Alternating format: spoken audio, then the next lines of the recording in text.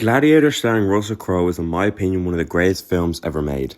Ridley Scott led his cast and crew to a costume design, sound, visual effects and Best Picture win at the Oscars, with leading man Russell Crowe winning a well-deserved Best Actor. I owe this to one bloke and his name is Ridley Scott. This film solidifying Ridley in history as one of the greats, with many of his films being nominated but never winning Best Picture. Unfortunately, we have all seen a gradual quality decline in Ridley's latest releases, but Gladiator 2 or Gladiator 2.0 is the lowest he has sunk, easily taking the worst film in his filmography spot. It retcons the first film only to create a more or less shot-for-shot remake of the far superior original.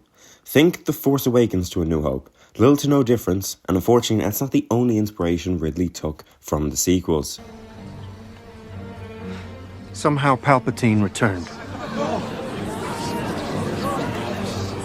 Ridley Scott, what the fuck has happened to you? The same guy who directed Alien, arguably the greatest sci-fi horror ever.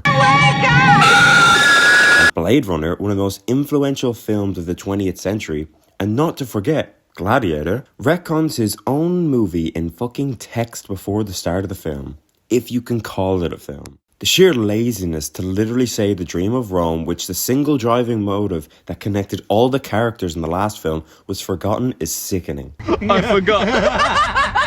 It's so fucking infuriating, even worse than seeing Palpatine in that title crawl. Then the movie actually begins, and we are subjected to watching Paul Mescal's terrible performance. Let's defend him first before I tear into him. 1. Writing. For the most part, an actor can't control the writing. Say for the most part because Russell Crowe had a massive part in Maximus's character, as the script wasn't completed, so Ridley and Russell Crowe worked together to create a lot of the story and a lot of Maximus's character arc. So Paul isn't being helped by the writers. 2.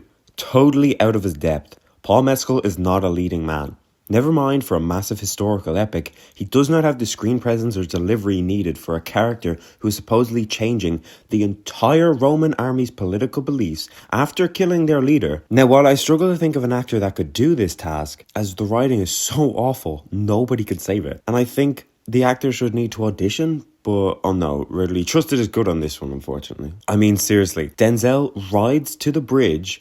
Then Paul, who was a slave and very famous, and after killing lots of Praetorians, so they would be keeping an eye out for him, you think, rides straight down the middle of their entire army on a stolen horse to then confront Denzel. Then, don't get me started on that entire fight scene where literal plot armor saves him, as we see how effective armor is throughout the film.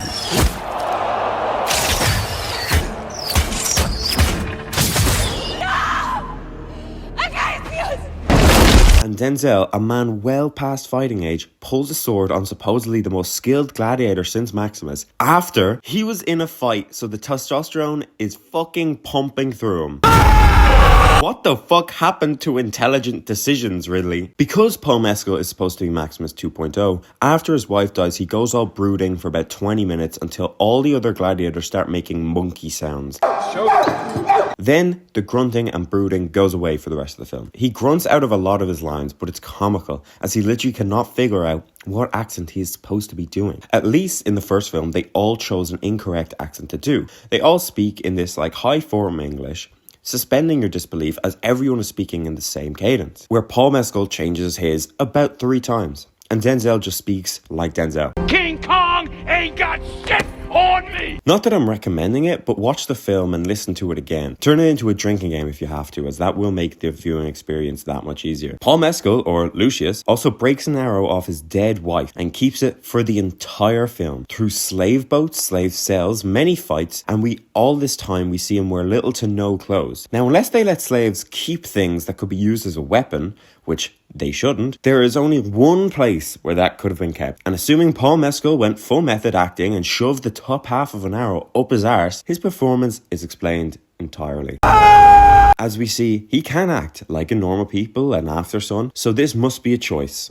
Or an hour. The writing is atrocious, so I'm going to take one example and compare it to the first film, where the writing is very good. Now, I think little to nobody cared that Paul Mescal's wife dies in this, to be honest. I myself can't remember her name, and let's be honest, nobody else can either. Looking at Maximus's wife, even without being able to name her, there is a connection.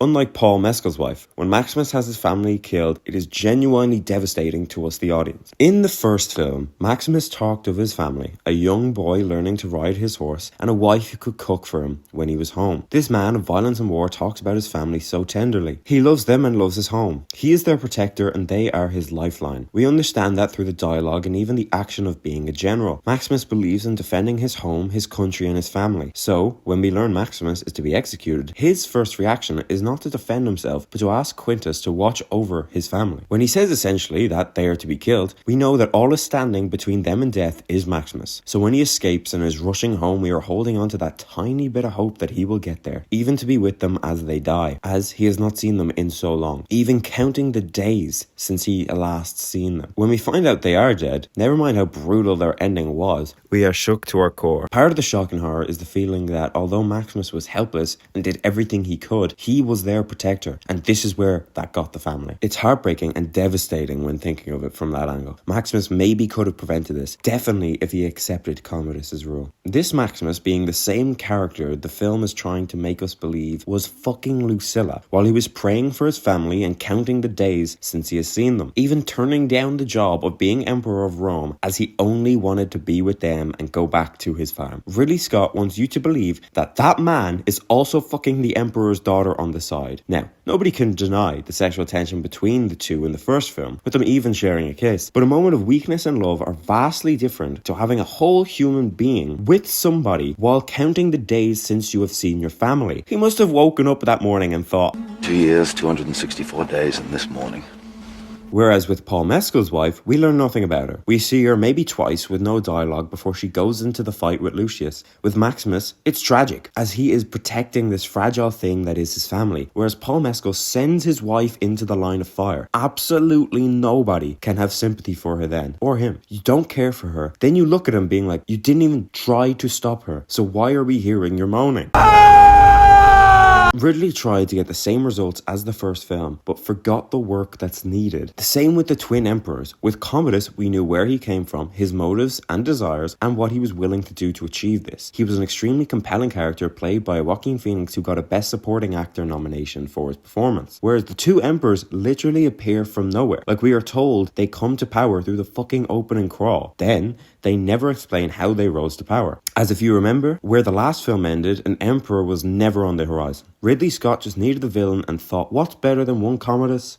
2. The movie does a lot of this, just letting the audience fill in the gaps and assume what happened. For example, what happened to the fucking dream of Rome? It was forgotten. Then suddenly Lucilla, Gracchus and Pedro Pascal have the exact same meeting for the first film about we need the dream of Rome back. Then Maximus's armor is buried in the Colosseum, conveniently waiting for Paul Mescal. Lucilla 1000% would have taken that with her if it wasn't buried with him. It's the same out with the old, in with the new thing that's infesting Hollywood right now, and it was rage-inducing to see Paul Mescal put on his armor and swing his sword and say all of Maximus's lines. Now remember, apparently Maximus and Lucilla were fucking, so she definitely should have taken it then, especially with Maximus being the hero of Rome. Bring me to another thing. Rome absolutely erupts with riots after Pedro Pascal's death. Someone very few scenes ago was proclaimed a traitor to Rome. The mob burning and destroying everything, even getting close to storming the emperor's palace. So if they did that for a traitor soldier, what did they do for Maximus after he died?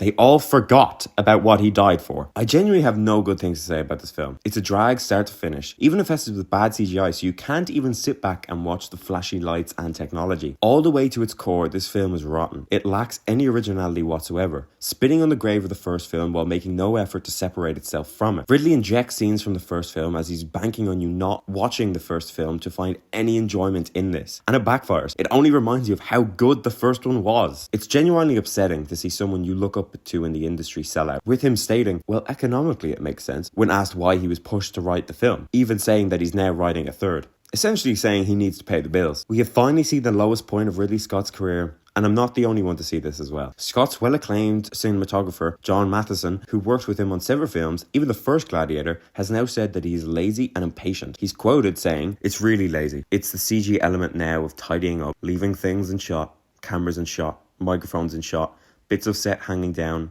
shadows from booms, and they just said, well, cleaned it up. He has even said how he won't work with Scott ever again. If that isn't a sign that you should either change the way you make movies or stop altogether, I don't know what is. The fact Scott is so open about not even auditioning Paul Mescal for the role is laughable after the performance Paul Mescal has given. In fact, the performance they all gave. Not one actor shows any effort or talent. That paired with Ridley Scott's absolutely soulless direction led to this catastrophe of 148 minutes. Remember at the end of Blade Runner, the final cut, Deckard looks at the unicorn and we realise, oh shit, he might be a replicant. The film never addresses directly whether he is or isn't one, but more hints at he is. The film never tells us either way, as it doesn't matter. It's not the point of the story. It leaves fans guessing, yes, but the story ends satisfyingly without tying up every single loose end. Another film that encapsulates this is The Thing, where we never find out who it is or if it is one of them. The art of less is more. Blade Runner proves Ridley once understood this, but is well past his artistic prime. With this film being in my mind for Ridley, and on a broader scope, the current Hollywood sequel fest we're experiencing, the death of originality.